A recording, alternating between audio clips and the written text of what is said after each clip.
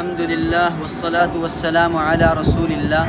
بہت سارے بھائی دوست جاب کے لیے، کاروبار کے لیے وظیفہ پوچھتے ہیں، پریشان ہوتے ہیں، تو مختلف معاملات ہوتے ہیں نا، کسی کا جاب میں آگے بڑھنے کا سلسلہ نہیں ہو رہا، ٹائم پورا ہے، باقی کمپنی کے لوگ آگے بڑھتے جا رہے ہیں، یہ رکا ہوا ہے، اس کا معاملہ رکا ہوا ہے۔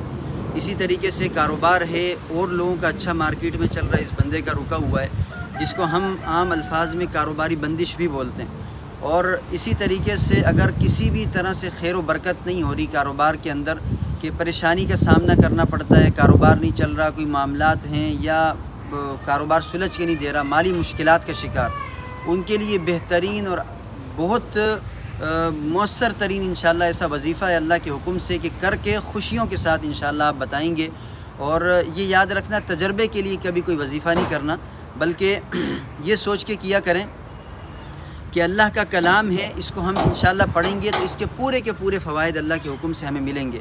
تو یہ چیز ہمیشہ ذہن میں سوچ کے رکھ کے پڑھیں گے تو اللہ کے حکم سے پھر اس کے فوائد آپ حضرات دیکھنا اللہ کے حکم سے پورے ملیں گے۔ وظیفہ کیا ہے؟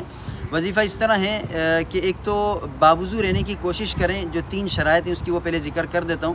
باوضو رہنے کی کوشش کریں، جتنے زیادہ اوقات دن میں باوضو رہ سکتے ہیں، انسان ہونے کے ناطے کہیں وضو ٹوٹ گیا الگ بات ہے، لیکن کوشش کریں زیادہ سے زیادہ ٹائم باوضو میں حالت میں گزاریں۔ دوسرا، نماز مرد حضرات جماعت سے پڑھیں، اذان ہوتے ہی مسجد میں جائیں، تاخیر نہیں کریں، اور عورتیں بھی اول وقت میں گھر میں نماز پڑھیں۔ اور تیسرا کام، مسواک اپنے ساتھ ہمیشہ رکھیں گے، 5 نمازوں کے ٹائم بھی مسواک کریں۔ مسواک جیسے ختم ہوئی تو دوسری مسواک پہلے منگوائیں، پھر اپنی جیب سے پرانی مسواک نکالیں۔ مسواک اپنے ساتھ رکھنی ہے، مسواک کا لازمی اہتمام کرنا ہے۔ ان 3 شرائط کے ساتھ اب وظیفہ سن لیں۔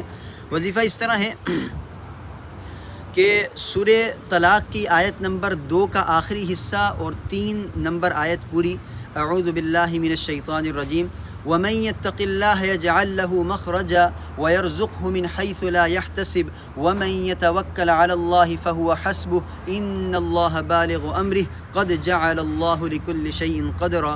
یہ آیت نمبر 2 کا آخری ٹکڑا اور آیت نمبر 3 پوری، یہ ہر نماز کے بعد 7 مرتبہ پڑھنی ہے۔ اس کو مستقل معمول بنائیں کہ جیسے نماز سے آپ فارغ ہوئے تو وہیں بیٹھے بیٹھے یا سنتوں سے فارغ ہونے کے بعد 7 مرتبہ یہ پڑھیں گے، ٹھیک ہے۔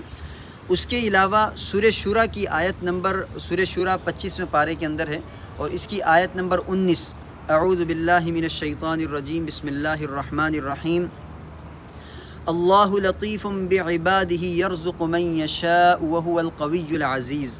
یہ فجر کی نماز کے بعد 70 مرتبہ پڑھنی ہے، لیکن اس کے پڑھنے کی کیا شرائط ہے؟ سیدھے ہاتھ کی انگلیوں کے پوروں کے اوپر گننا ہے۔ جس طرح نماز پڑھ کے آپ فجر کی نماز پڑھ کے فارغ ہوئے، اسی حالت میں بیٹھے رہیں۔ مردوں کا پاؤں یوں مڑا رہتا ہے اور عورتوں کے پاؤں جس طرح ہوتے ہیں، اسی حالت میں رہنا ہے، اور یہ آیت 70 مرتبہ پڑھنی ہے۔ سیدھے ہاتھ کی انگلیوں کے پوروں کے اوپر گن کے پڑھنا ہے اس آیت کو، اور الٹا ہاتھ اس میں استعمال نہیں کرنا، صرف سیدھے ہاتھ کی انگلیوں کے پور ہے۔ یہ 3 ہو گئے، یہ دوسرے انگلی کے 3 انگوٹھے کے بھی 3 گنے، تو یہ 15 ہو جاتے ہیں، ٹھیک ہے، ایک دفعہ میں۔ تو اس ترتیب سے گنتے گنتے سیدھے ہاتھ کی انگلیوں پر گن کے 70 مرتبہ مکمل کریں۔ یہ دوسرا وظیفہ 7 میں ہو گیا، یہ 7 جڑے ہوئے ہیں۔ تیسرے نمبر پہ سورہ قریش پڑھنی ہے ہر نماز کے بعد 7 مرتبہ۔ سورہ قریش، لإیلاف قریش ایلافہم رحلۃ الشتاء والصیف، پوری صورت بسم اللہ کے ساتھ، یہ بھی ہر نماز کے بعد 7 مرتبہ ہے۔ تو سب سے پہلے وہ وَمَن يَتَّقِ اللَّهَ يَجْعَل لَّهُ مَخْرَجًا والا پڑھیں، اس کے بعد ہر نماز کے ساتھ ہی یہ سورہ قریش 7 مرتبہ پڑھیں گے، اور فجر کی نماز کے بعد وہ دونوں وظیفے مکمل کرنے کے بعد یہ اللہ لطیف بعبادہ یرزق من یشاء وہو القوی العزیز 70 مرتبہ پڑھ لیں۔ اور اگر زیادہ دیر اس حالت میں نہیں بیٹھ سکتے تو پہلے 70 مرتبہ یہ پڑھ لیں، بعد میں وہ دونوں وظیفے مکمل کر لیں۔ یہ 3 وظائف ایک ساتھ کرنے ہیں، اور اس کے ساتھ آپ کو بتایا کہ 3 شرائط ہیں: باوضو رہنا، مسواک رکھنا، جماعت سے نماز مردوں نے پڑھنی اور عورتوں نے اول وقت میں پڑھنی۔ انشاءاللہ اس کا اہتمام کریں، مالی معاملات سارے کے سارے دھڑ دھڑ حل ہوں گے انشاءاللہ، اور پھر آپ خوشخبریاں سنائیں گے۔ اللہ رب العزت تمام مسلمانوں کی زندگیوں میں خوشیاں اور سکون عطا فرمائے، خیر اور بھلائیاں نصیب فرمائے۔ جزاکم اللہ والسلام۔